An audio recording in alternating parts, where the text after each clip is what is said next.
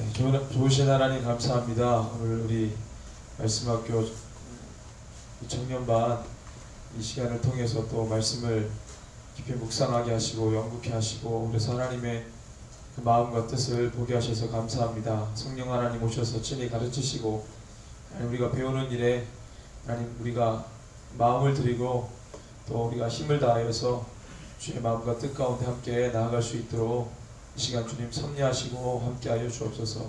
예수님의 이름으로 기도합니다. 아멘.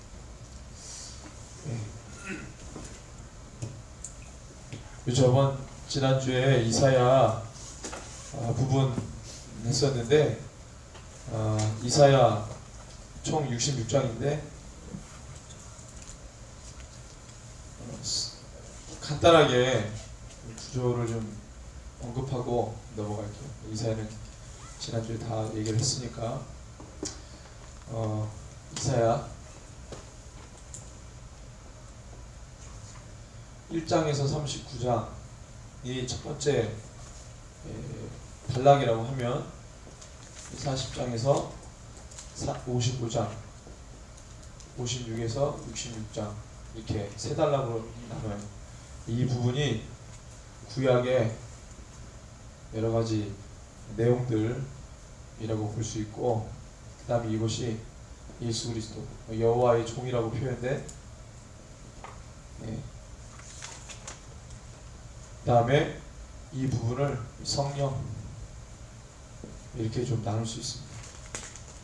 아주 간단하게 나눠서 좀 자세하게 나눈 거는 우리가 지난주에 했던 내용들을 여러분이 기억하면 좋을 것 같아요. 대선지서, 우리 소선지서는 나중에 그거 다 보면 시간 너무 오래 걸리니까 중요한 것만 좀 보고 다 중요하지만 대선지서 대예언서 구조 우리 저번에 이사야 했는데 예레미야 하고 간단하게 구조만 보고 넘어갑니다.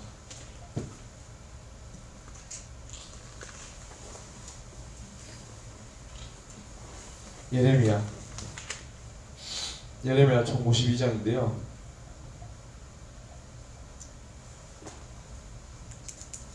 자, 예레미야가 활동했던 시기가 일단 중요한 거는 남유다의 멸망을 봤던 선지자다.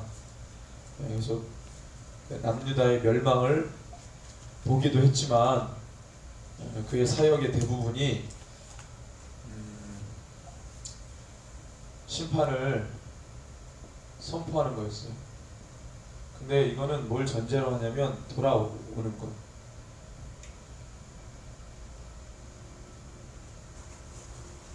심판이 있을 거니까 돌아와라.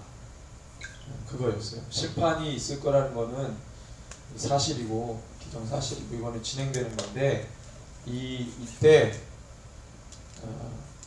모든 사람들이 죽는 것을 원하지 않았고 돌아오는 거, 하나님께로 돌아오는 거. 그래서 예레미야 하나님께서 그랬어요. 백성들을 위해 중보하지 마라. 내가 그 중보를 듣지 않을 거다. 그렇게 말씀하실 만큼 하나님이 심판하시기로 작정했던 그 마음이 아주 강했어요. 그러니까 이제 의도는 이거예요. 돌아오라는 거예요. 심판은 있을 거고. 그래서 그 메시지를 듣고 돌아오는 사람에게 구원이 있는 것이고 그렇지 않은 자들은 다 심판받는 것이고. 그래서 실제로 그걸 봤어요. 이 보면은 그림을 좀 그릴게요. 그림을.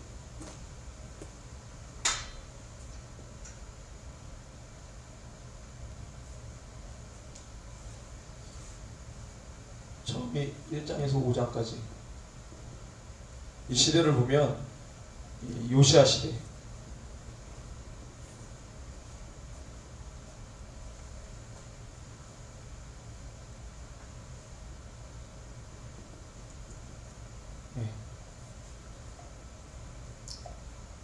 그래서 1장에서 소명받죠. 예레미야가 1장에서 소명받고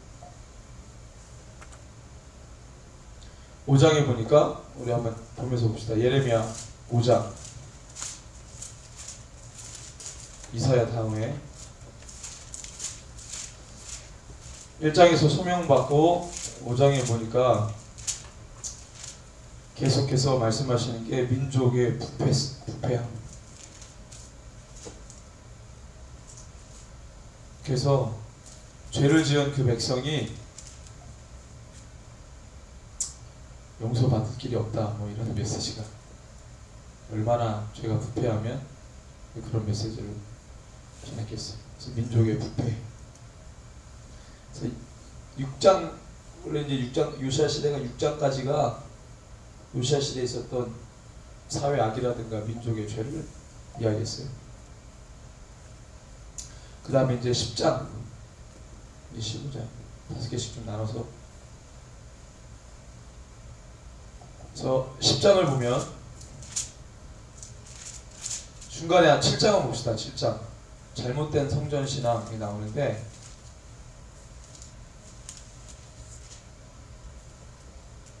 4절에 보면 이렇게 말해요. 26장에 나옵니다.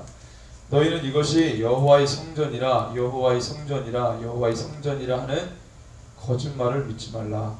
너희가 만일 길과 행위를 참으로 바르게 하여 이웃들 사이에 정의를 행하며 이방인과 고아와 과부를 압제하지 아니하며 무죄한 자의 피를 이곳에서 흘리지 아니하며 다른 신들 뒤를 따라 화를 자초하지 아니하면 내가 너희를 이곳에 살게 하리니 곧 너희 조상에게 영원 무궁토록 준 땅이니라 하였어.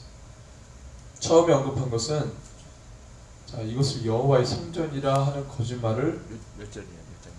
몇 장? 7장 예레미야 7장 4절부터 읽었어요. 거짓말을 믿지 말라 그랬어요. 이 성전이라는 개념이 어떤 개념이었냐면 하나님의 영이 거하시는 곳. 뒤에 적어줬거든요. 하나님의 영이 거하시는 곳이 성전의 개념이에요. 유대민족의 개념. 그러니까 성전 되게 중요해요. 그러니까 마음은 없어도, 우리 저번에 한번 그 얘기 했는데, 마음은 없어도 육이 작동하는 건 얼마든지 가능해요. 내가 마음을 붙지 않아도 내 육신으로 행하는 것이 작동하는 건 너무 쉬워. 그러니까 성전을 통해 하나님이 거하시는 그곳인데, 그거는 우리가 다 아는 지식이고, 그래서 그러면은 그것이 사실이라면 우리의 마음도 부어져서 그 예배가 하나님 앞에 올려드리는 예배여야 되는데, 그게 사실인데, 그게 맞는 건데, 진리인데, 답인데, 근데 그렇지 않다는 거예요. 그 주님에 대한 마음은 없어. 그들이 정말로 이 성전에 하나님의 영이 거하신다고 하면 그렇게 안 할 텐데, 그거는 우리가 다 아는 보편적인 지식이고, 그럼에도 불구하고 거기에 마음이 부어지지 않고 육만 작동하는, 그러니까 의식만 행하고. 하나님의 마음은 뭐였냐면, 이것만 할 바에는 이거 하지 마라, 의식하지 마라 그랬어. 이게 없으면 이거 하지 말라 그랬어. 안 받는다 그랬어. 그러니까 종교 지도자들은 이거 없는데, 걔네들도 이거 없는데 요것만 했어. 근데 여전히 말하면 뭐라 그러냐면, 이게 여호와의 성전이다, 여호와의 성전이다, 하나님도 함께 하신다, 함께 하신다. 이게 없는데도 이걸 강조하는 거예요. 하나님의 마음은 그게 아니라는 것이. 이게 없으면 성전이라 부를 수가 없다는 거예요. 이 신약으로 와서 성전은 뭐라 그랬어요? 고린도전서 3장 16절에 바울이 뭐라 그러지? 성전, 우리를 보고 뭐라 그랬냐면 성전이라고 해서 거룩하다. 저번에 성전하고 교회에 대해서 한번 얘기한 적 있어요. 성전하고 교회. 성전의 개념, 유대인의 개념은 하나님의 영이 거하시는 거. 이거는 무슨 개념이에요? 교회는 주를 믿는 자들이 모인 그 공동체를 교회라고 그러잖아요. 이거는 개인성이 좀 강하고, 이건 공동체성이 좀 강해요. 의미적으로 보면 하나님의 영이 거하시는 자들이 많은 그 모임을 교회라고 한다면, 우리를 보고 성전이라고 그랬어요. 이거 쇼킹한 얘기지. 하나님의 영이 우리 가운데 한 사람 한 사람 다 거한다는 거야. 근데 그거는 우리가 이제 말할 때 그냥 듣는 지식이고, 그럼 진짜로 하나님 우리 가운데 거하시면 우리가 마음을 부어서 하나님 앞에 예배하고, 그렇게 된 공동체가 힘을 발휘하고 뭐 그래야 되는데, 알기는 그렇게 아는데 전혀 하나님에 대한 마음이 없어. 그럼 우리 보고 성전이라고 말할 수 있냐 이거지? 없잖아. 그럼 교회라고 말할 수 있냐 이거지? 아니잖아. 이거를 예레미야 이 7장으로 대입해서 얘기하면, 우리 자신을 보고 성전이라는 거짓말을 믿지 말아라. 왜? 너희들은 그 마음이 없으니까. 그냥 누구한테 얘기해줘서 들은 지식 가지고만 그렇게 여기지 말고, 그건 거짓말이다. 그런 예배자들이 예배는 안 받으신다. 그런 교회는 아니다. 그렇게 말하는 것이. 근데 이 얘기가 그때도 쇼킹한 얘기지만 지금도 이 얘기는 쇼킹한 얘기예요. 이미 교회에 앉아있는데 우리 보고 교회가 아니라고 말하면, 지금 예배를 하고 있는데 이거 예배 하나님 안 받으신다고 말하면, 내가 그리스도인인데 또 당신 그리스도인이 맞냐라고 반문한다면 그 사람에게 쇼킹한 얘기 아니겠어요? 죄의 지적은 충격이야, 충격. 아닌 것처럼 살아왔지만 당신 본래가 그래. 당신 안에 들어있는 게 그래. 하나님을 경외한다고 말하지만 당신의 삶의 모습에 하나님 경외함이 없어. 이게 쇼킹한 얘기란 말이야. 충격이란 말이지. 죄의 지적. 심판받을 때, 심판의 메시지를 전할 때 다 고개를 끄덕이면서 아 그렇지 그렇지 이런 사람 없었어. 예레미야 때 다 충격으로 받은 거야. 그러니까 죽이려고 그러죠. 고개를 끄덕이는 사람이 없었다니까. 예레미야가 이 죄를 지적하고 심판을 명할 때 아 그렇지 그런데 우리가 잘 못 살았지, 우리 연약하니까 뭐 이렇게 얘기를 하는 게 아니라 그냥 충격이었어. 뭐? 말도 안 되는 소리 뭐 이렇게 나왔단 말이야. 자, 예레미야가 선포를 어떤 한 사람만 두고 선포했을까요? 예레미야의 메시지는 민족 단위로, 유대 민족, 어떤 한 사람만이 아니라, 물론 이 사람들이 다 모여가지고 민족이 되는 거지만 이 예레미야의 선포는, 왜냐면은 만약에 이 민족이 10명이야 그럼 예레미야의 선포는 이 10명에게 다 있다고, 심판의 메시지. 그런데 세밀하게 따져보면 10명이 다 악하냐? 그 중에 한 명 정도는 악하지 않은 사람이 있을 거 아니야. 그런 사람도 예레미야의 심판의 메시지는 들어야 된다고. 이해돼요? 이 말이. 잘하고 있는 사람도 이 얘기를 들어야 된다 이 말이지.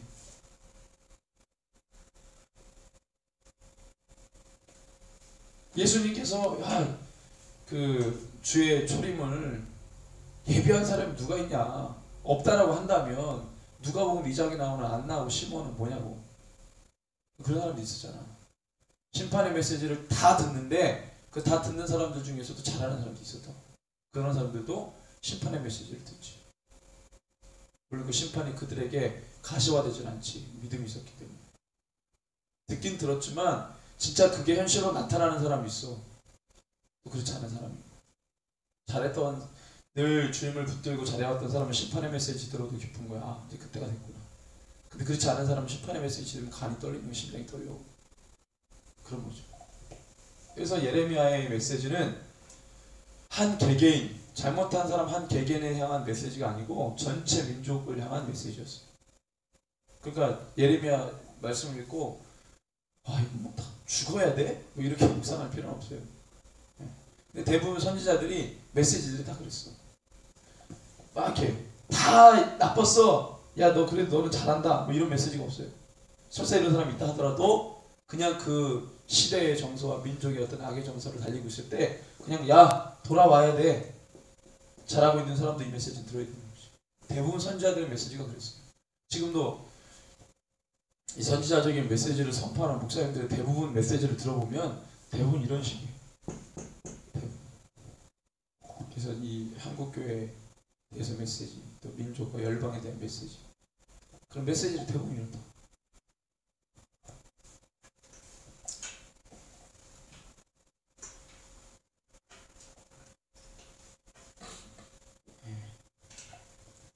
그래서 이제 7장 봤어요. 근데 그렇게 하는데 5절, 6절, 7절 회복할 수 있는 그 메시지가 뭐였냐면 이런 거죠.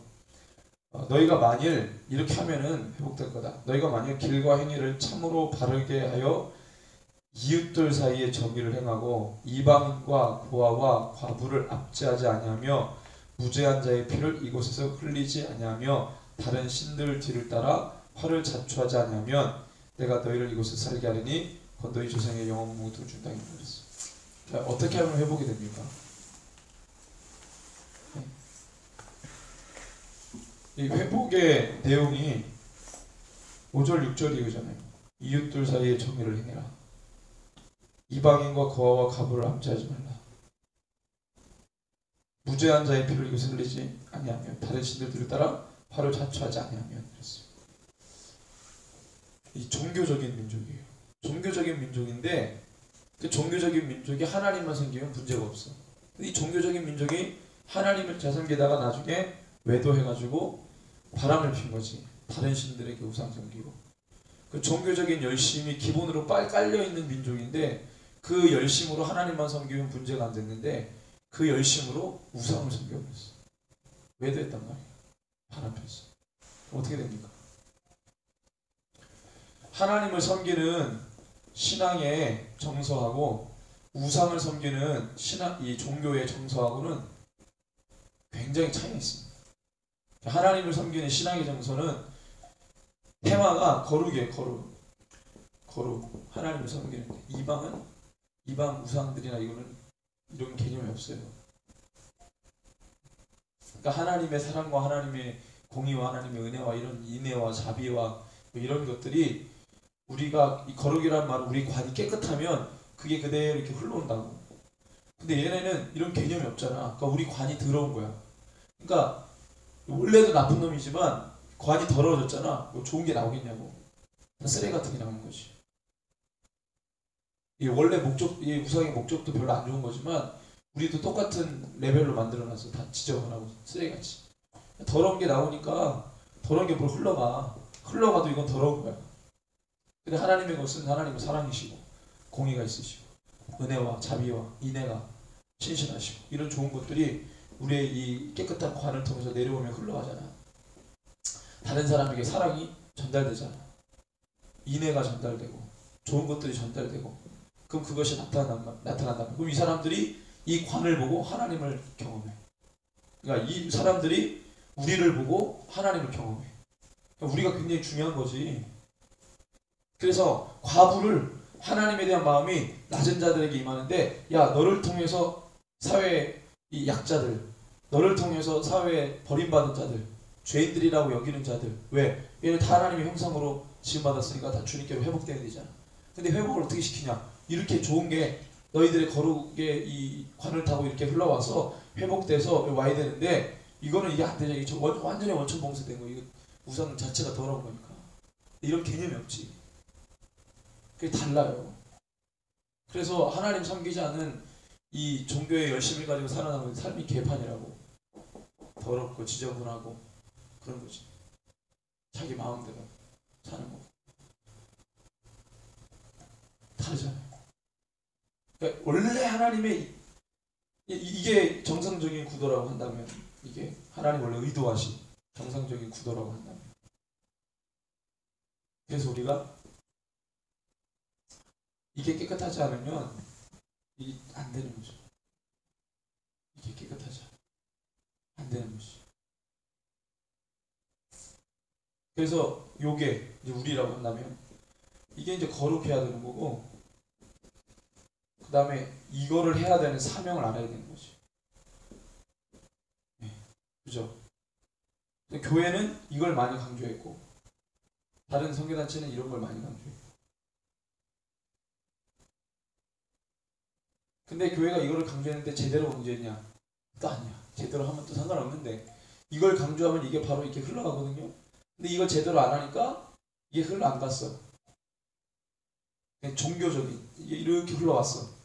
그러니까 종교적인 열심이 어떻게 와가지고 그냥 신사적인 그리스도 괜찮은 사람 문제 안 일으키고 이런 종교 다른 종교에서도 말하는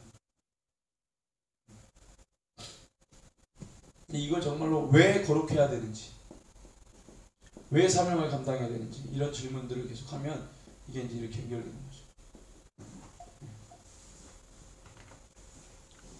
거룩해야 되는 이유가 이게 있잖아요. 여기서 찾아주시죠.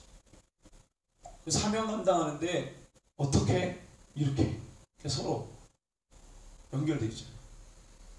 이런 것들. 근데 이 선지자들이 민족들에게 막 선포하는데 얘네는 이거를 말할 단계도 아니야. 이게 안 됐어. 그러니까 거룩하라. 하나님 말씀해야 거룩해진다. 하나님 말씀 순종해야 된다. 뭐 이런 얘기 계속 하는 거지. 근데 원래 이 민족이 사명을 받았어. 근데 사명받고 하나님을 알 때에는 이걸 잘했는데 우상 섬기니까 이게 아예 없어. 우상은 사명이라는 게 없으니까 이거 다 없어져 버렸어. 이게 없어지니까 이게 타격을 받아. 이게 더러워졌어. 그러니까 선지자들은 계속 메시지를 통해 이게 회복돼야 이게 회복되니까 하나님 말씀 순종해야 회복돼서 이렇게 된다. 이게 회복이 돼야 이게 되잖아. 그러니까 이게 사명이고 이게 이제 거룩이라고 한다면 이걸 먼저 회복시켜 관을 깨끗이 해야 하나님이 뭔가를 주실 때 이게 흘려보내는 거지. 그게 사명이야. 선지자들이 계속. 근데 이거를 요것만 강조했으니까 이건 말 안 했다. 그렇지 않죠. 이걸 하고 난 다음에 그 다음 우리가 이것에 대해서 관심을 둬야 된다라고 말한 거지.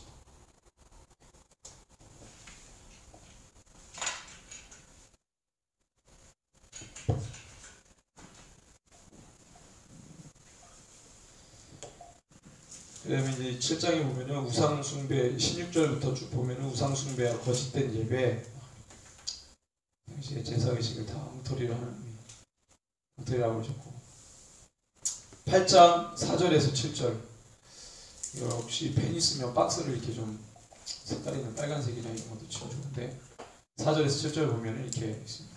너는 또 그들에게 말하기를 여호와의 말씀에 사람이 엎드러지면 어찌 일어나지 아니하겠으며 사람이 떠나갔으면 어찌 돌아오지 아니하겠느냐. 이 예루살렘 백성이 항상 나를 떠나 물러감은 어찌하느냐. 그들이 거짓을 고집하고 돌아오기를 거절하도다. 내가 귀를 기울여 들은즉 그들이 정직을 말하지 아니하며 그들의 악을 뉘우쳐서 내가 행한 것이 무엇이고 말하는 자가 없고 전쟁터로 향하여 달리는 말같이 각각 그 길로 행하도다. 공중의 학은 그 정한 시기를 알고 삭비들과 제비와 두루미는 그들 올 때를 지키거나 내 백성이 여호와의 규례를 알지 못합니다. 그냥 나갔다가 돌아오는 게 자연적인 이치인데 새들도 산나만상도 뭔가 나갔다가 돌아오는 게 회개하는 게 자기 고향을 찾아오는 게 맞는 건데 어떻게 너희는 나갔다가 들어올 생각을 안 하냐. 이게 나간 애들이 제때가 되면 돌아와야 되는데 아이들이 밖에 나가서 놀다가도 저녁 시간이 되면 집에 와야 되는데 어떻게 너희는 나갔는데 돌아올 생각 안 하냐.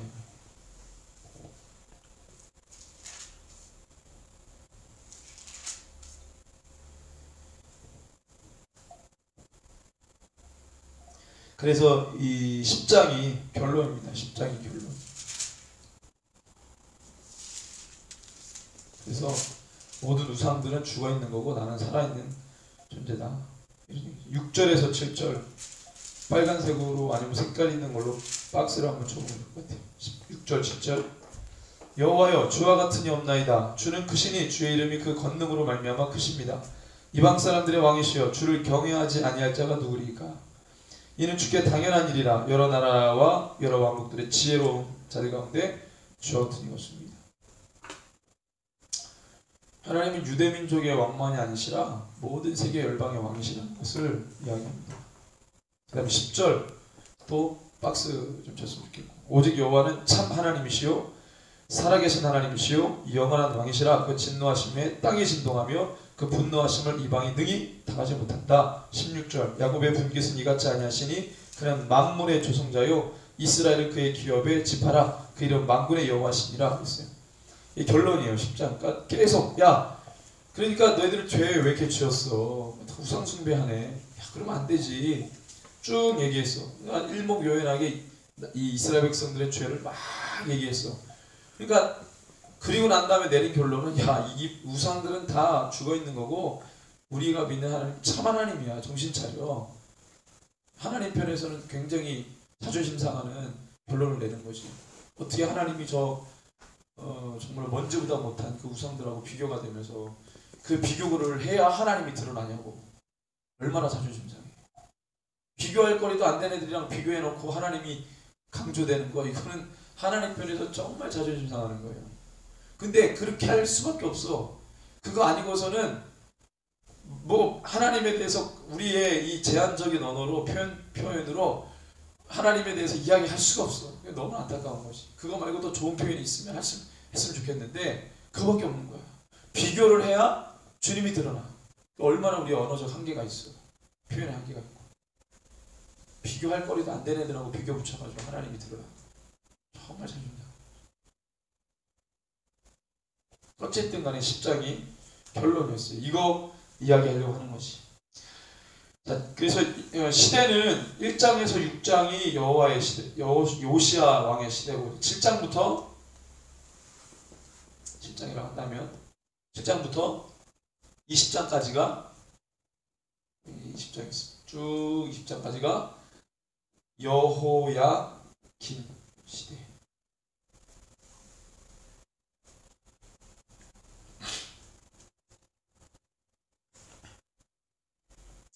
여호야김은 악한 왕으로 이제 기억하죠. 그래서 이 15장 여기는 이제 결론이고 결론. 1장이 소명이고 5장 여기 쭉 죄를 나열하고 죄의 나열. 그다음에 10장이 결론.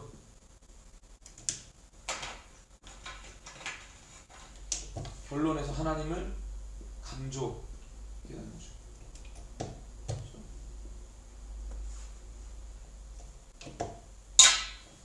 15장은 뭐냐면 네 가지의 엄청난 벌을 낸다. 이 경고하셨어요. 25장은 네 가지의 경고. 15장 볼까요?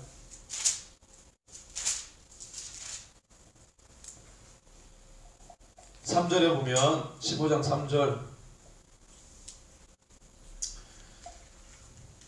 여호와의 말씀이니라 내가 그들을 네 가지로 벌하리니 곧 죽이는 칼 찢는 개와 삼켜 멸하는 공중의 새와 땅의 짐승으로 할 것이며 4절에 유다왕 히스기야의 아들 므낫세가 예루살렘에 행한 것으로 말미암아 내가 그들을 세계 여러 민족 가운데 흩으리라 그랬어요. 므낫세가 완전히 정신 나간 듯 해가지고 그죠? 그래서 15장 1절에 이렇게까지 말씀하시죠. 15장 1절에서 4절을 박스로 좀 치면 15장 1절 먼저 읽을게요. 여호와께서 내게 이르시되 모세와 사무엘이 내 앞에 섰다 하더라도 걔네들이 와가지고 나에게 중재를 한다 하더라도 내 마음은 이 백성을 향할 수 없다. 그들을 내 앞에서 쫓아 보낼 것이다. 어떤 중보자 모세하고 사무엘이 왔다 그래도 나는 얘네들 심판할 거야. 이 얘기예요. 엄청난 얘기죠. 정말 엄청난 얘기예요.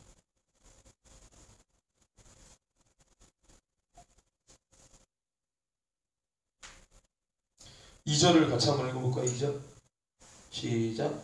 그들이 만일 내게 말하기를 우리가 어디로 나가리요 하거든 너는 그들에게 이르기를 여호와께서 이와 같이 말씀하십니다.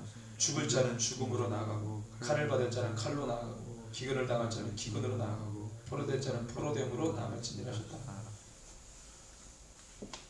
그러니까 심판하겠다. 내용은 2절이고 방법은 어떻게 그 방법 네 가지. 이 방법을 통해서 2절의 내용대로 이렇게 하겠다 얘기죠. 결론은 민족 가운데 흩은다.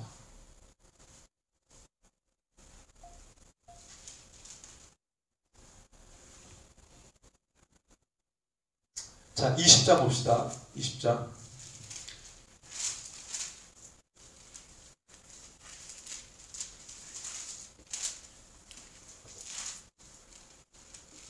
이 20장에 보면은 바술이라고 하는 제사장 나오는데 성전의 총 감독이에요. 성전을 이제 관리하는 총 감독인데 이 바술이라고 하는 이 권세 높은 양반이 예레미야를 이제 어렵게 하죠. 2절에 보니까 예레미야의 예언을 들었어요. 그리고 난 바술이 어떻게 하냐면 선자 예레미야를 때리고 여호와의 성전에 있는 베냐민문 위층에 목에 씌우는 나무 고랑으로 채워 두었더니 현재 예레미야가 뭐가 됐어요? 쑥대머리가 된 거지. 쑥대머리 알지? 쑥대머리. 춘향이가 목에다가 뭐예요? 칼을 딱 채웠잖아. 그 머리 이렇게 풀어헤치고. 그러니까 쑥대머리거든. 예레미야가 지금 그 쑥대머리를 당하고 있는 거지. 3절에 다음날 바술이 예레미야를 목에 씌우는 나무 고랑에서 풀어주매 예레미야가 그에게 이르되 여호와께서 내 이름을 바술이라 아니하시고 마골 미사빕이라 하시느니라. 마골 미사빕 뜻이 뭐예요? 두려움이에요. 두려움.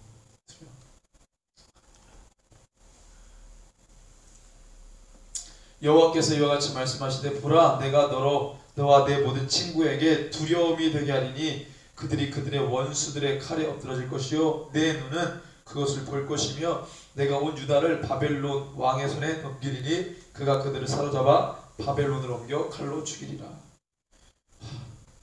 왜 바술이 예레미야 예언을 듣고 예레미야를 가뒀을까요?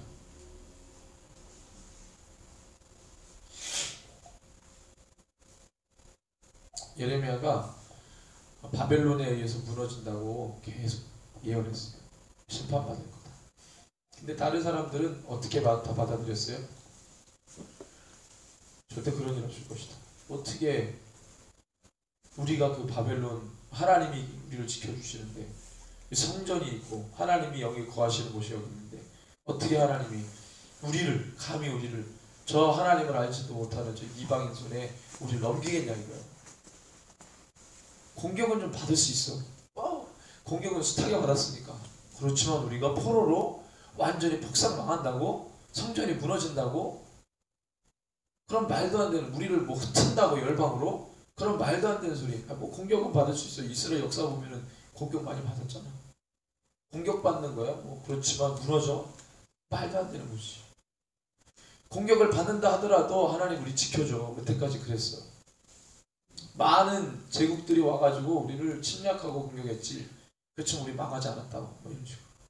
그럼 북이스라엘은 뭐야? 북이스라엘 망한 거는 그들이 죄를 지어서 망한 거야. 그럼 우리는 죄 안 지었어. 이게 얼마나 웃기는 거예요. 아니 배째라지.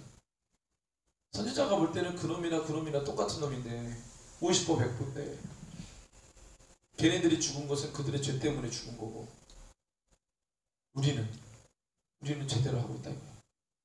진짜 하나님이 그런 말씀을 안 하시는데 우리도 우리 측에 있는 선지자들이 있어. 까불지 마 그랬어. 그 선지자들한테 물어봤어. 어떻게 될 거냐. 바벨론 뭐라 그래. 하나님이 다 무찌르신대. 지켜주신대. 평화가 도래한대. 그러니까 예레미야가 막 가슴 치는 거죠. 근데 어쩌면 지금하고 똑같은지 몰라요. 지금 너무 똑같아. 너무 똑같아. 그래서 저번에 그랬죠. 예레미야를 위로하시는 하나님의 방법. 얘가 선포한 대로 되는 거. 그걸 보는 거. 그래서 예레미야를 위로하시죠. 다른 사람들이 다 아니라고 할 때 그게 예레미야가 선포한 대로 됐잖아요. 다 쫓겨가고 다 끌려가고. 그렇죠?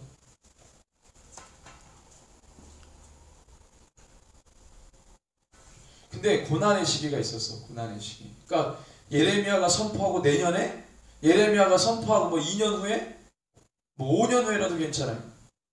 근데 예레미야가 선포하고 뭐 5년 1년도 아니고 5년도 아니고 길게 잡아 40년 후에 최초부터 시작하는.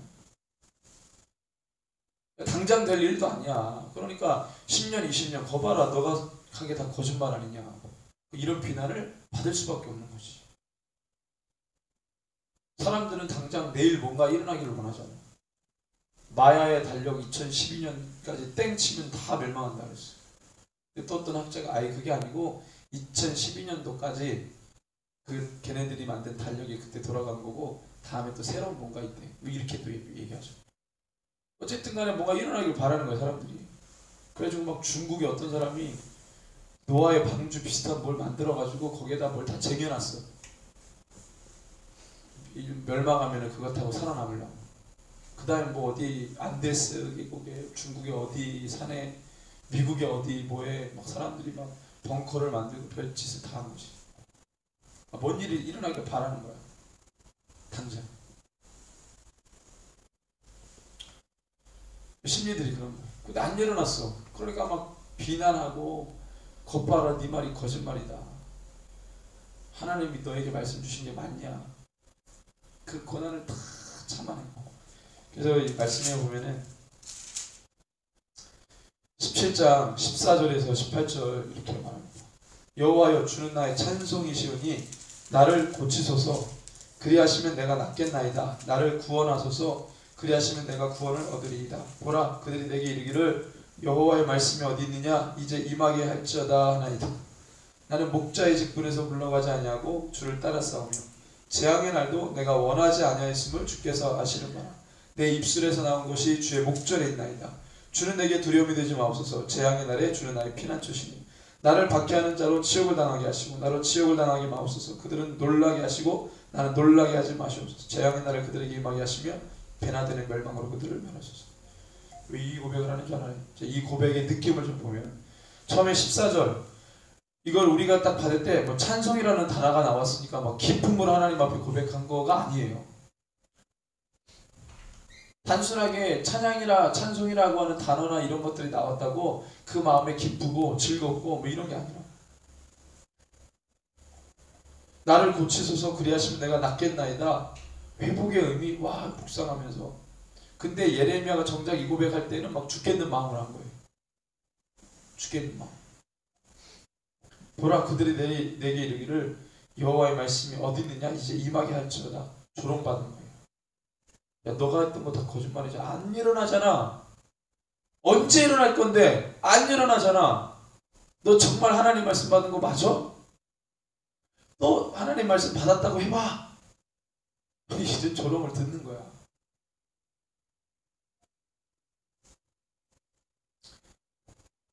그런데 16절에 그럼에도 불구하고 나는 이 사명에서 내가 주를 떠나지 않았습니다.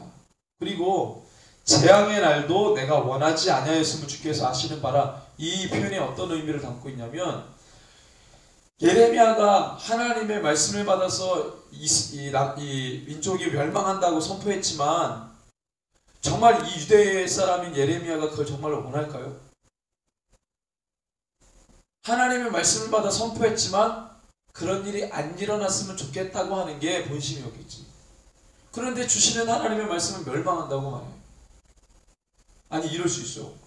예레미야는 이 땅에서 이 땅에 살면서 선포했던 사람이야. 이 땅에 살면서 어디 외국에서 있으면서 이 민족의 구군을 선포한 게 아니고 얘가 이 땅에 살면서 선포했다니까. 얘가 다른 나라에 있으면서 선포해. 그러면 혹여라도 얘가 너 내 소식 들으니까 왜 이렇게 죄를 졌어? 너 그럼 멸망당해. 근데 얘는 다른 데 있어. 혹여라도 그런 마음이 있을 수 있지. 그냥 망해버려라.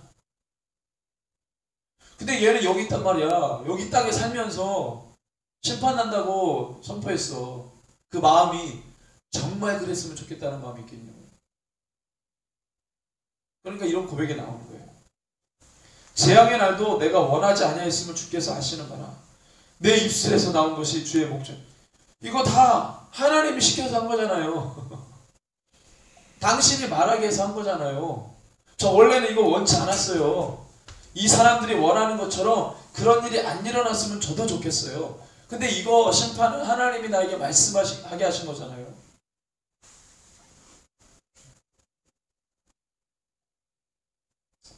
예레미야의 정말로 다른 마음이 느껴집니다.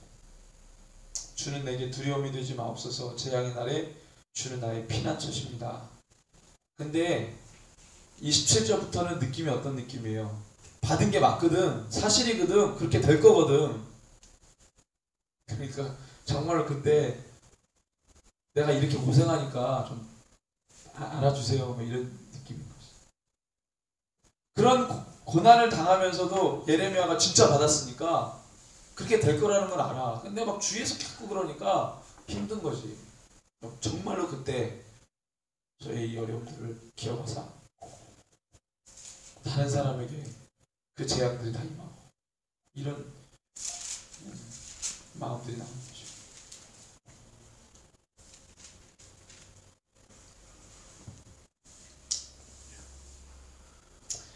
20장 6절에 바수라 너와 내 집에 사는 모든 사람이 포로되어 옮겨지리니 내가 바벨론에 이르러 거기서 죽어 거기 묻힐 것이라. 너와 너의 거짓 예언을 들은 내 모든 친구도 그와 같으리라 하셨느냐. 요즘에는 아무리 그렇게 하나님께 세상 심판에 대해서 말한다 그래도 어떤 사람한테 대놓고 네 가문이 다 북상 멸망해가지고 메시지를 못할 것 같아.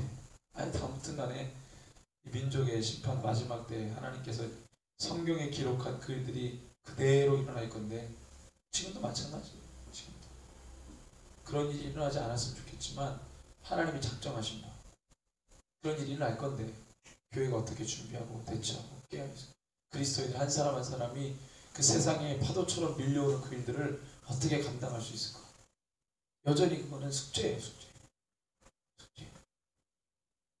지금도 제국이 다스리잖아 세계를. 유나이티드 스테이츠 제국 세계를 다스리잖아.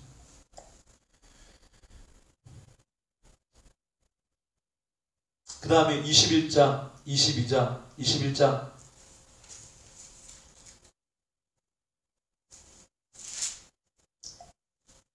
네, 21장 그 다음에 22장 22장에 보면은 유다 왕가의 멸망을 이제 얘기하죠.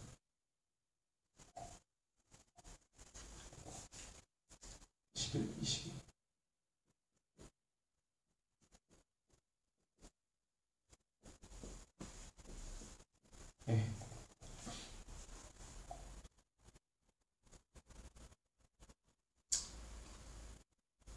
10절에 보면 너희는 죽은 자를 위하여 울지 말며 그를 위하여 애통하지 말고 잡혀간 자를 위해 슬피 울라. 그는 다시 돌아와 그 고국을 보지 못할 것입니다. 여호와께서 유다 왕 요시아의 아들 곧 그의 아버지 요시아를 이어 왕이 되었다가 이곳에서 나간 살룸에 대하여 여호와하스에 대하여 이와 같이 말씀하시니라. 그가 이곳으로 다시 돌아오지 못하고 잡혀간 곳에서 그가 거기서 죽으리니 이 땅은 다시 묻지 못할 것이다. 유다 왕가의 멸망에 대해서 이제 예언해요. 자, 23장에 거짓 예언자 나옵니다.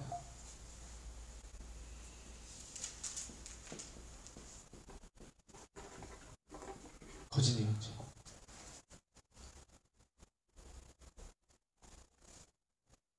그 다음에 24장 이 무화과 나무 두 무화과 비유 24장. 자, 23장에 보면은 거짓 예언자 나오는데 9절에서 12절 빨간색으로 좀 박스 치면 이렇게 있어요.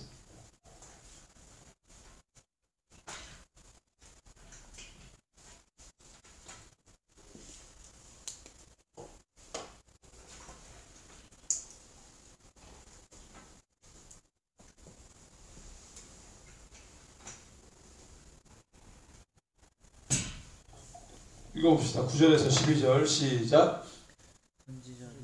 말씀이라 내 마음이 상하여 내 모든 뼈가 떨리며 내가 취한 사람 같으며 포도주에 젖은 사람 같으니 이는 여호와와 그 거룩한 말씀 때문이라. 이 땅에 가늠하는 자가 가도다. 저주로 말미암아 땅이 슬퍼하며 광야의 초장들이 마르다니 그들은 행위가 악하고 힘쓰는 것이 정직하지 못함이니로다. 여호와의 말씀이니라. 선지자와 제사장이 다 사악한지라. 내가 내 집에서 그들을 발견하였노라. 그러므로 그들의 길이 그들에게 어두운 가운데 미끄러운 곳과 같이 되고 그들이 밀어내고 당하여 그 길에 엎어질 것이다. 그들을 벌하는 해에 내가 그들에게 죄악을 내리리라. 여호와의 말씀입니다. 13절에서 15절 시작.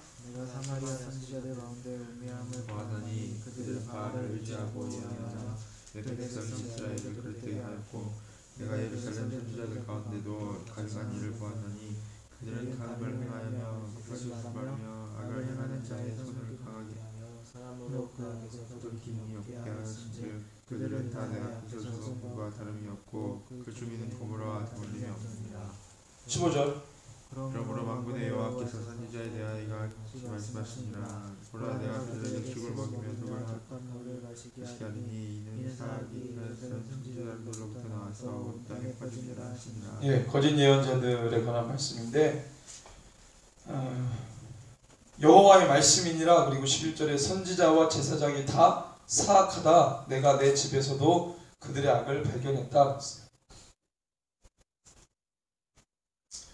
14절에 내가 예루살렘 선지자들 가운데도 가증한 일을 보았다. 13절에 사마리아 선지자들도 있고 예레미야 선지자도 있어요. 사마리아 선지자들 북이스라엘을 대표하는 거. 그 다음에 예루살렘 남유다. 북이스라엘은 멸망했지만 그래도 그 땅에서 살겠던 사람들. 사마리아 선지자들도 그랬지만 이 예루살렘 선지자들 가운데서도 가증한 일을 봤다 이거죠. 그들은 간음을 행하고 거짓을 말하고 악을 행하는 자의 손을 강하게 하여 사람으로 그 악에서 돌이킴이 없게 하였은즉 돌이킴이 없게 했다. 하나님의 목적이 뭔가를 선포해서 어떻게 되는 것이 돌이키는 것이 목적이라면 그것을 하게 하는 게 선지자들의 역할인데 그걸 안 했다는 것이 돌이키지 못하겠다는 것이 사람이 중한 죄에 빠졌어. 그 사람을 돌이키려면 어떻게 해야 되겠어요? 중한 죄에 빠진 사람을 돌이키려면 어떻게 해야 됩니까?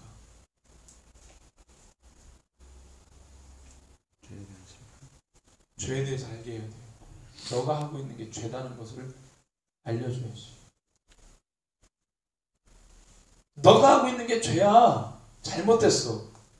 돌아와야 돼. 하나님 원치 않으셔. 기뻐하지 않는 거야. 죄에 대해서 너가 하고 있는 짓들을 이야기하는 것이. 가증하고 더럽고 추하고 냄새나고 그런 것들을 이야기하는 거죠. 근데 이 사람들은 의도적으로 하는 사람들도 있겠지만 요즘에 이단, 의도적으로 이단, 고의적으로. 근데 진짜 자기가 하나님인 줄 알고 하는 사람은 이단이 있대잖아. 그러니까 진짜로 자기가 잘못된 거를 모르고 하는 애들이 있어. 고의적으로 사기성으로 이단하는 애들도 있지만 자기가 진짜 하나님이야. 그렇게 하는 애들도 있고. 이 당시에도 마찬가지지. 거짓말로 사기성으로 거짓 선지자 있을 수 있겠고 또 어떤 선지자들은 진짜 자기가 받았어. 뭔가 자기도 뭔가 받았어. 뭐 그런 사람들도 있을 테고 어쨌든 간에 하나님의 뜻과는 맞지 않다 이거지. 하나님이 말씀하신 바와 다르다 이거지. 왜? 사단도 얼마든지 할 수 있으니까. 무함마드가 누구에게 계시받았다 그래요? 가브리엘한테. 광명한 천사로 사단이 가장해서 가브리엘 모습으로 그 무식한 무함마드에게 간 거야. 삶의 회의를 느끼고 배운 것도 없고 그냥 여자 늙은 노처녀 잘 만나가지고 그냥 품 안에서 살다가 인생의 회의 느끼고 그러다가 종교에 좀 빠져서 뭐 이렇게 했는데 사단이 역사한 거지. 분별력도 없었고 그리고 그 시대에 그런 게 좀 먹어줬고 그러니까 여러 가지 환경이 걔를 미혹하사 무함마드가 된 거지. 그러니까 이런 사단이 역사하니까 이슬람이 이렇게 된 거지. 사단이 역사 안 하고 사기성으로 이렇게 될 수가 없어요. 종교 한 종교가. 마찬가지로 이때에도 진짜 자기가 뭘 받았어 선자들이. 그러니까 목숨 내걸고 예레미야를 죽이려고 그러는 거야.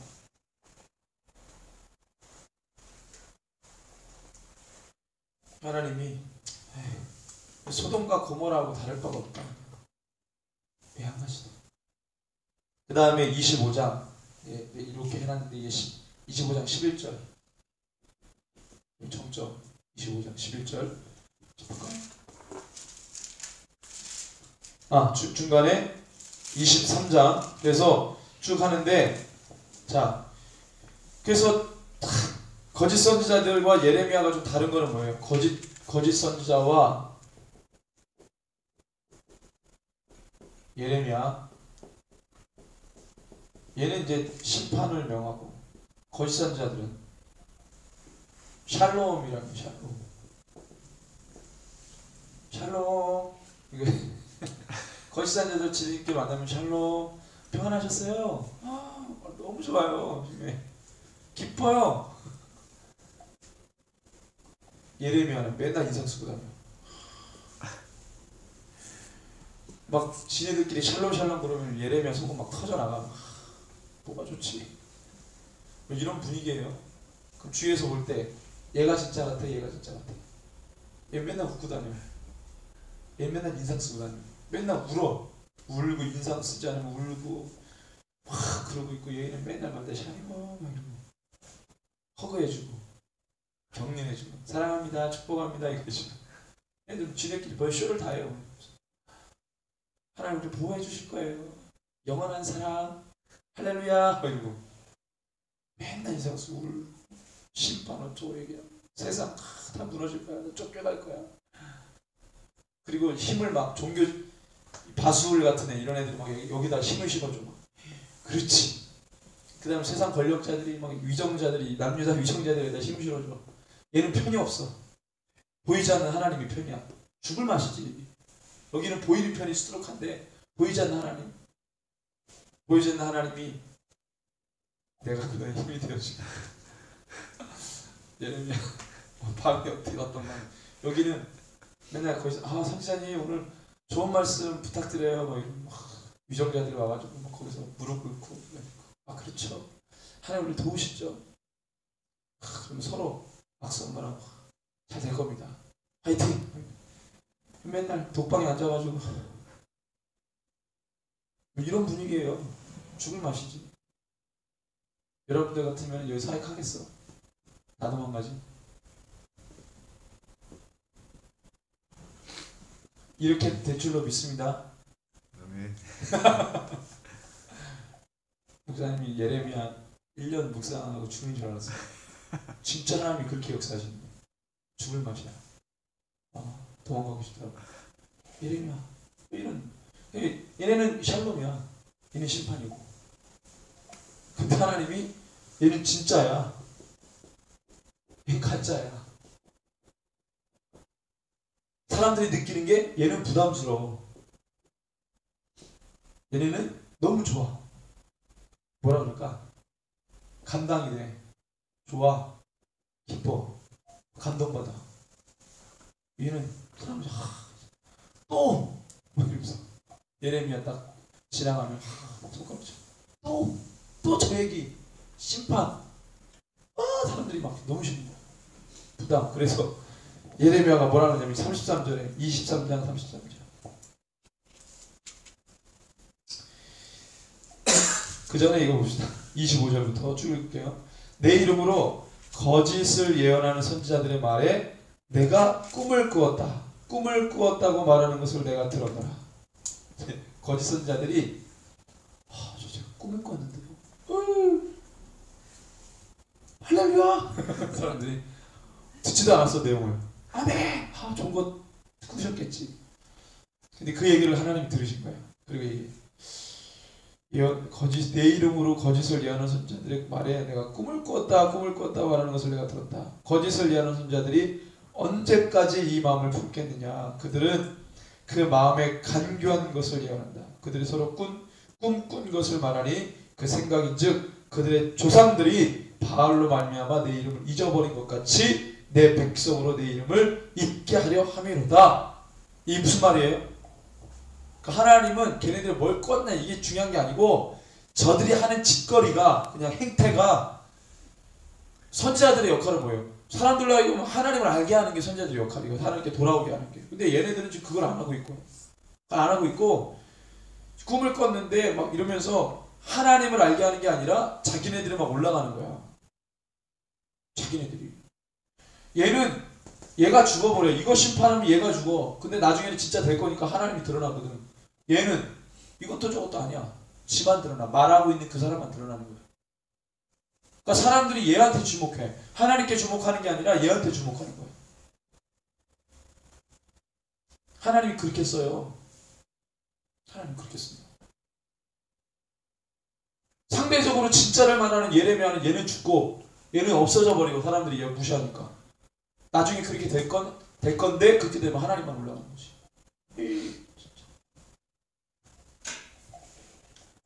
여호와의 말씀이니라. 28절에 꿈을 꾼 선지자는 꿈을 말할 것이요 내 말을 받은 자는 성실함으로 내 말을 말할 것이라 겨가 어찌 알곡과 같겠느냐. 이게 막 시원한 거지. 하나님 뭐 아니야. 하나님이 아니야.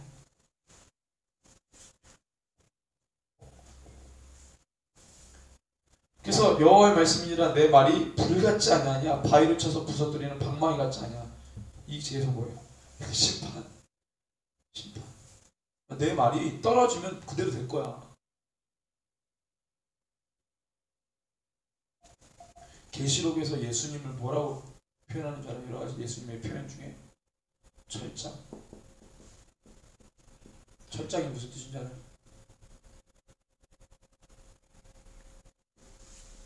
몽둥이. 철몽둥이. 예수님은 철몽둥이. 이거 가지고 휘두르시는 분. 심판이십니다.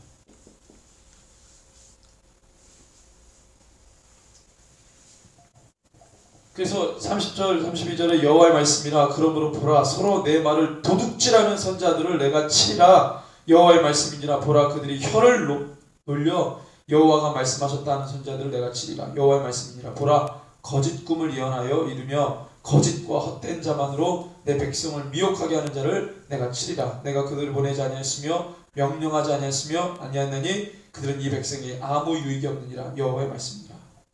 그 다음에 하고 싶은 얘기가 이 백성이나 선지자나 제사장이 너에게 물어 이르기를 여호와의 엄중한 말씀이 무엇인가 묻거든 너는 그들에게 대답하기를 엄중한 말씀이 무엇이냐 묻느냐 여호와의 말씀에 내가 너희를 버리리라. 자, 이게 무슨 뜻이냐면 세 번역으로 보면 이게 어떻게 번역되냐면 부담스러운 말씀, 엄중한 말씀이 부담스러운 말씀 이렇게 번역됐어요. 자, 그럼 뜻이 어떤 뜻이냐면 종교 지도자들이 이 예레미야한테 와가지고 야 오늘도 부담스러운 주님의 말씀 또 뭐 받았냐? 이렇게 물었어요. 예루살렘한테 와가지고 예레미야한테 와가지고 야 오늘도 뭐 좀 부담스러운 주님의 말씀 부담스러워. 너를 통해서 오는 주님의 말씀이 되게 부담스럽거든. 그 부담스러운 말씀 또 뭐 받았냐? 그럼 뭐라고 대답하라고? 뭐라고 대답하라고 얘기하랬어요? 내가 내일 버리리라. 와서 깐죽거리면서 야 부담스러워 뭐 맞았냐? 그러면 예레미야가 너를 버리리라. 이런. 그 다음에 또 여호와의 부담스러운 말씀이라는 선지자에게나 제사장에게나 백성에게는 내가 그 사람과 집을 벌하리라. 또 물었어. 네 집을 벌할 것이다. 너희는 서로 이웃과 형제에게 묻기를 여호와께서 무엇이라 응답하셨으며 여호와께서 무엇이라 말씀하셨느냐 하고 다시는 여호와의 엄중한 말씀이라 말하지 말라. 부담스러운 말씀이라 말하지 말라. 각 사람의 말이 자기에게 중벌이 되리니 이는 너희가 살아계신 하나님 만군의 여호와 우리 하나님 말씀을 망령되이 사용한다. 망령되이 어떻게 썼다는 거예요? 기존의 사람들이 하나님 말씀을 되지도 않은 말씀을 말씀이라고 했다 이거야. 하나님이 원하시지 않는 말씀, 주시지 않은 말씀 가지고 말씀이라 했다 이거야.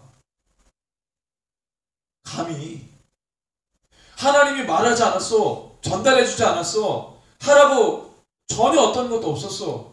그런데 받았다고 말하고 있는 거. 받았다고 하라고. 그리고 망령되이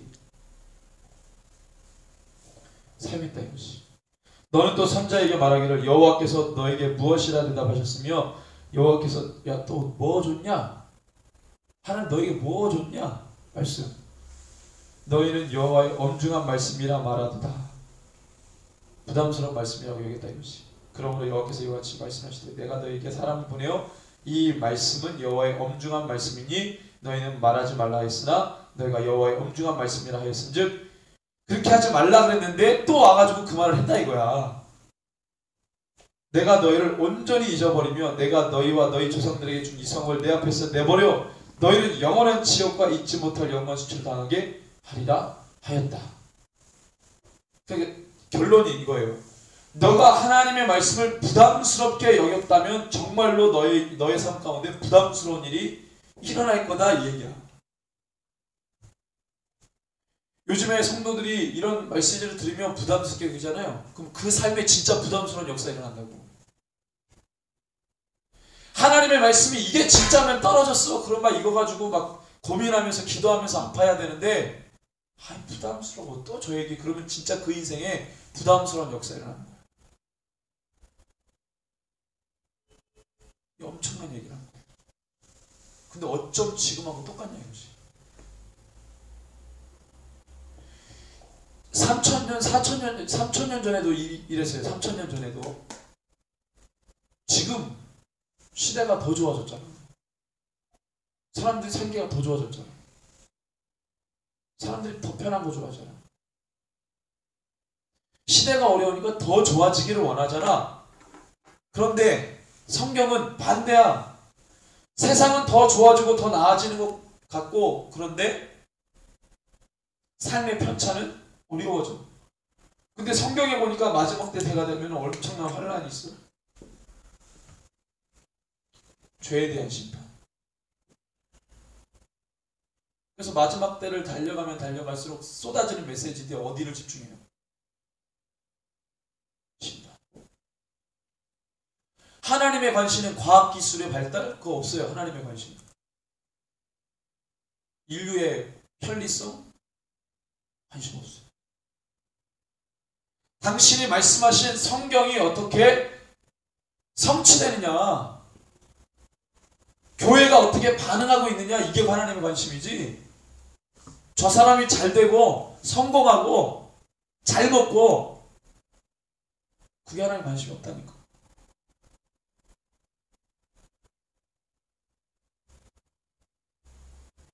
그래서 그리스도인들이 하나님의 관심하고 같이 가는 거죠. 부족해, 연약해, 그래도 하나님의 관심과 같이 떨어지지 않으려고 노력하는 거죠.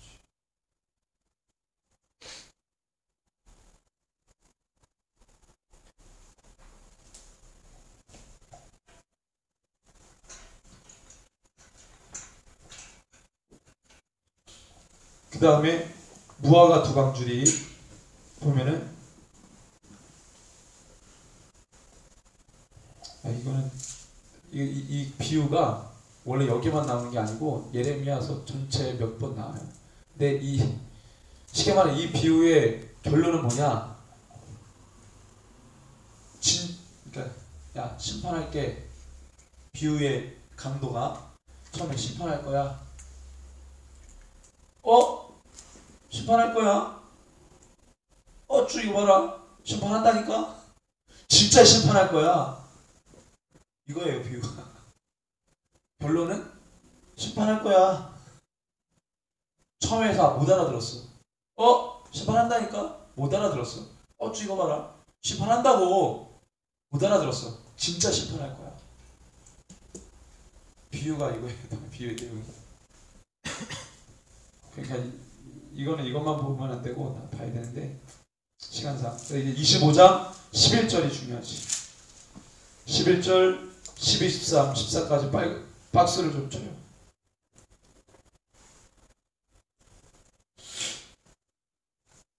그래서 쭉 왔어. 쭉 와가지고 여기 정점에서 이제 뭘 말씀하시냐면, 하나님이 이 모든 땅이 폐허가 되어 놀랄 일이 될 것이며 이 민족들은 70년 동안 바벨론의 왕을 섬기리라.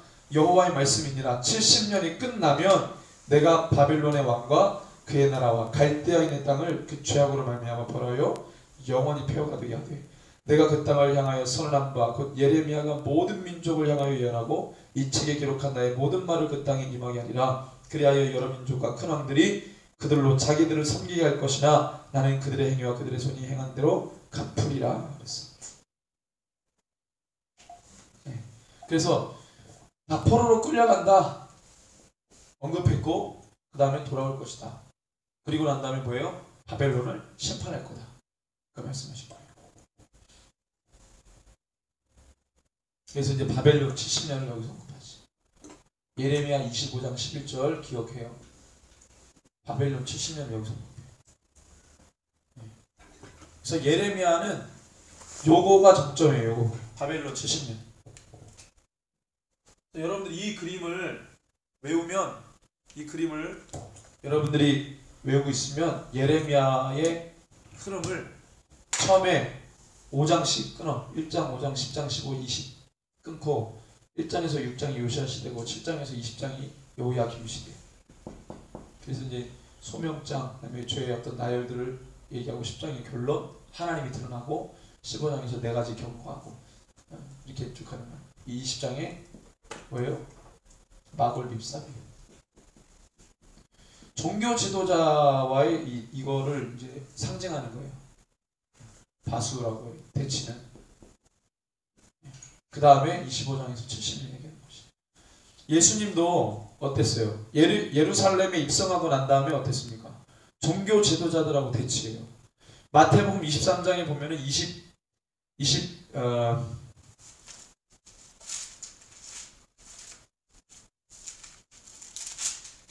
21장이나 21장에서 예루살렘 입성하시고 22장에 이제 뭐예요? 쭉 무슨 뭐 무화과 나무 쭉쭉쭉 나오고 23장에서 화 있을진저 그러고 종교 지도자들을 대놓고 심판해. 근데 24장이 종말장, 25장이 종말에 어떻게 대비해야 되는지 말씀하시거든요. 그러니까 예루살렘에 들어가서 예수님도 대치했던 사람들이 종교 지도자야. 그러니까 이들이 하나님과 백성들 사이를 더 멀게 했어. 예레미야도 계속 충돌했던 사람들이 누구예요? 종교 지도자들. 그래서 아까 엄중한 말씀이다라고 했을 때 제사장, 선지자, 그다음에 귀족들 이런 사람들 와가지고 그 민족의 리더라고 말할 수 있는 사회적 리더, 종교적 리더 이런 리더들이라고 말할 수 있는 사람들이 하나님의 뜻과 엄청나게 대치되어 있는 거예요. 근데 이 리더들은 백성들의 마음을 훔쳤어. 하나님으로 향하게 해야 될 이 리더들이 그거를 하나님으로 향하도록 하지 않고 그 마음을 다 훔쳤어. 이 사람들이 다 죽이는 거예요. 이 백성들. 하나님으로 향한 그 마음을 다 훔쳐. 그렇죠? 그래서 25장이 23장 거짓 예언자. 엄중한 말씀, 부담스러운 말씀이라 했다는 거죠. 이 진짜 심판할 거다. 두머가 비유. 그 다음에 25장에 11절에 70년 포로 70년 가는 거 이렇게.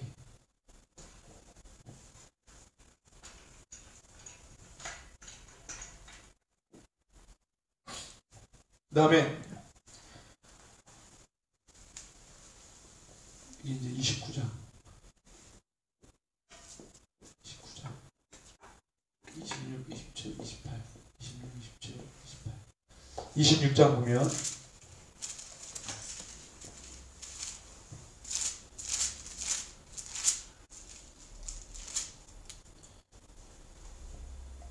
거짓 예언자가 또 나오는데 거짓 예언자, 선지자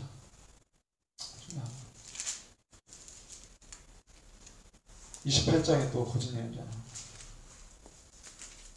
그 다음에 29장에 보면은 바벨론 포로로 끌려간 사람들에게 예레미야 편지가 있는데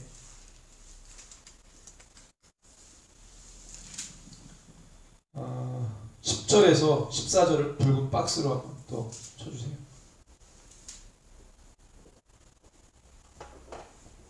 포로로 끌려간 사람들에게 편지를 보냈어. 자, 뭐라고 그랬냐면 여호와께서 이와 같이 말씀하시니라. 바벨론에서 70년이 차면 내가 너희를 돌보고 나의 선한 말을 너에게 성취하여 너희를 이곳으로 돌아오게 하리라.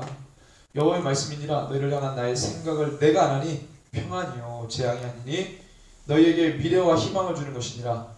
너희가 내게 부르짖으며 내게 와서 기도하면 내가 너희들의 기도를 들을 것이요 너희가 온 마음으로 나를 구하면 나를 찾을 것이요 나를 만나리라. 이것은 여호와의 말씀이니라. 나는 너희들을 만날 것이며 너희를 포로된 중에서 다시 돌아오게 하되 내가 쫓아보내었던 나라들과 모든 곳에서 모아 사로잡혀 떠났던 곳으로 돌아오게 하리라. 이것은 여호와의 말씀이니라. 편지를 보내요. 그리고 30장에서 31, 32, 33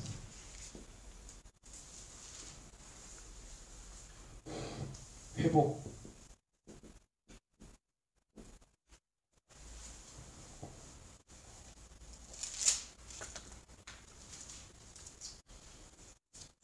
(30장에) 보면은 12절 상처를 상처 때문에 부러지고 또 상처와 부상 쭉 중하고 상처가 나고 쭉 얘기하고 17절의 결론이 새 살이 돋아나게 하여 너희를 고쳐주겠다 이 말씀이에요.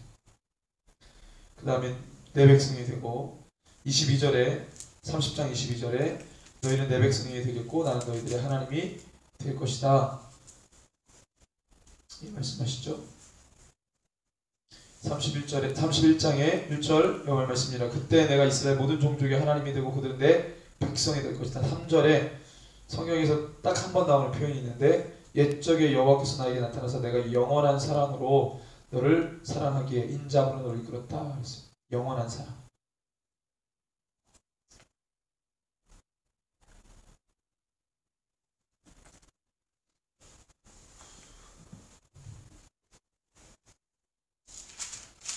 구절에 박수 한번 칩시다. 9절에 그들이 울며 돌아오리니 나의 인도함을 받고 간구할 때 내가 그들을 넘어지지 아니하고 물이 있는 계곡의 고든 길로 가게 하리라. 나는 이스라엘 아버지요 에브라임은 나의 장자니라 그랬어요.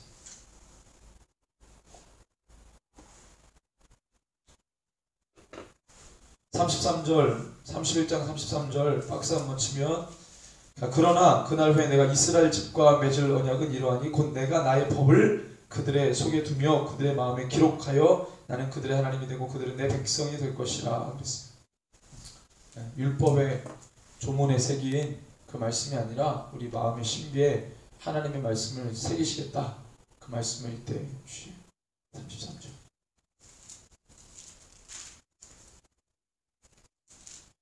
그래서 회복시키실 건데 그냥 이거는 무슨 말이 아니고 진짜로 회복시키실 거니까 예레미야에게 뭘 하게 하냐면 야 땅을 사라 그랬어요. 땅 사라. 어디 땅? 너가 살고 있는 여기 땅을 사라. 응? 어디 한번 땅을 사라. 밭을 사라 그랬어. 왜? 이 땅이 회복될 것이다. 회복될 것이다. 땅을 사두라. 그러니까 회복될 징조, 표적으로 하나님이 예레미야에게 땅을 사라고 해요. 그게 32장에 나와요. 밭을 사라고. 그래서 그 고향, 예레미야의 고향이 아나돗이에요. 아나돗. 제사장을 계속 배출했던 가문이고 지역인데 거기에 밭을 사라고 했어요. 6절에서 8절 예레미야가 이르되 여호와의 말씀이 내게 임하였느니라. 이르시기를 보라 내 숙부 살룸의 아들 하나멜이 내게 와서 말하기를 너는 아나돗에 있는 내 밭을 사라. 이 기업을 물을 권리가 내게 있느니라 하리라 하시더니 여호와의 말씀과 같이 나의 숙부된 아들 하나멜이 시위대 뜰 안나에게 와서 이르되 안나에게 와서 총하노니 땅 사라.